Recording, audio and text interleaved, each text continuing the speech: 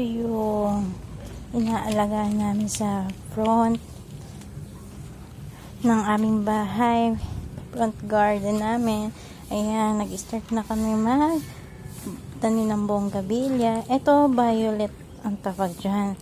Sumunod, ito ang summer orange. Ito, hindi ko alam, pero galing to sa kabilang bahay namin sa Kutkot. Yan, ay, ang laki na nila. Oh, ito may flowers na. As, ayan. Then, bukas. Tapos, dito sa likod, meron pa kami pinatutubo ng bonggabilya. 3 variety lang siya. Pero sana, tumubo kasi hindi maganda yung lupang nagamit namin. Ayan. As, eto. Meron kami isang variety dito na maganda. Ayun, yung suyo. Isang bonggabilya rin to. Mas meron din akong tanim na spider. Tea plant. Actually, mahirap magbuhay ng halaman kapag tag-init.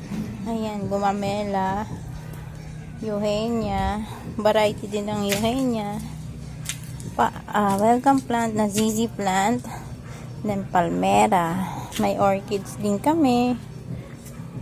So, nagkamatay yung aming San Francisco. Pero sabi daw, mabubuhay pa daw yan. Ito, bonggabilya din to. And then, alam po, orange ang kanyang flower. Ito, meron pa kami akong inaanong color orange din na mahara. Alam ko mahara siya. Tapos may fortune kami pinapatubo. Tapos, ito yung front. Oh. Ayan. So, yun nga guys. Share ko lang pag nasa bahay ka pala. Talagang wala ka tayong mag-ayos. Pero, syempre, kailangan natin mag-ayos bilang nanay. Syempre, huwag kalimutan ng sarili. Pero, ganito talaga pag nasa bahay ako. Hindi ako pala ayos. So, yan tayong mga nanay. At marami pa akong i-share sa inyo na mga vlogs. Kasi wala man ako ginagawa. Nandito lang ako sa bahay. Nalagang ko yung baby ko. And yung ipiplex ko rin sa inyo. I-share ko rin nga rin sa inyo yung isa sa mga shorts video ko na mga item haul na nabili ko through online nung pregnant ako last year. So ngayon may baby na. 7 months na siya. At i-share ko sa inyo kung ano yung mga ginamit ko at hindi ko masyadong nagagamit. And for this time, yung pinilex ko lang po sa inyo yung aming garden. So, yan lang guys. Bukas, dilig tayo. Epic fail. Wala ako magigising ako ng madaling araw pero di ko nagising. Kasi nagising yung baby ko. Pero kaya pa naman. Kasi nasa 7 AM pa lang ngayon. Tingnan nyo yung 7 AM. Pakaliwanag, grabe. Oh my gosh. Magbibihis lang ako. Then, pagbihis ko, ayun, didilig ako kasi nakapagsain naman ako. And, magsa-sardines lang kami ngayon. Wala naman akong lulutuin. Ngayon, kaya ko namang habol magdilig ngayon ng 7 AM. So, wait lang guys. Palit lang ako ng damit. Ay, dito pala. Nakapagpalit na ako. Ito na yun. Bakit ko? Hindi talaga ako mahilig magsuot ng damit na masikip sa leeg. Mga lumang damit lang yun. Ginagamit ko. Tapos, round neck lang. Doon kasi ako nasasarapan guys. So, ilalabas na natin yung timba para makapagdilig tayo. Actually, CS mama ko pero tibay ko. No? So, i-view ko na lang sa inyo yung harap. Iwan ko na lang dito yung camera ko. Kasi, para ito pala yung harap namin. Oh, yung terrace.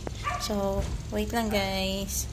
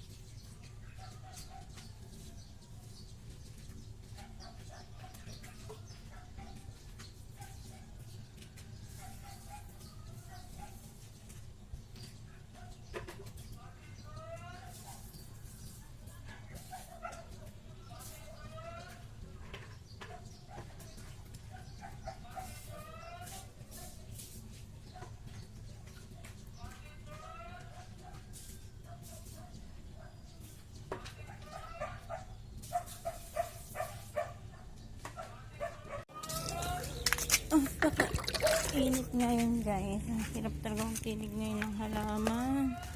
Kaya ganyan. Ganyan ko lang siya nilalagay ng fertilizer. Dinami ko na rin yung ibang halaman. Tapos na ako sa harap. Ayan. Ayan. So, ganun lang guys. Lalo na ngayon, ang hirap ang buhay talaga pag tag-init.